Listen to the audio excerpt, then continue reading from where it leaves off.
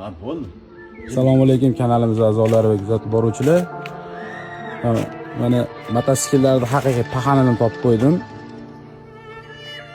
O'sha mashhur M72.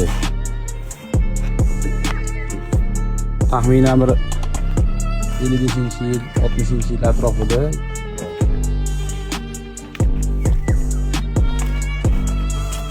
Bu Ural 750 emas lekin 750 biraz. Sababi bunda bitta teshigi bo'ladi, bunda teshigi yo'q, splashli golovka bo'ladi. Ko'rishlaring ham mumkin. Bu haqiqiy nemislarni o'sha aniq esimda yo'q, shu Ural modelining boshlanishi haqiqiy.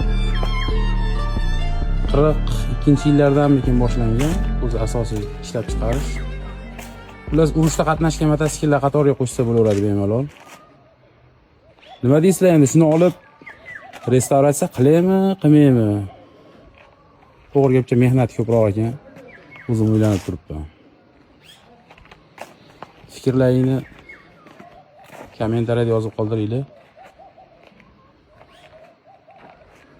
Video yoqqan bo'lsa like bosib, mototsikl jinnilariga jo'natib qo'yishingiz sizdan chiqmasin.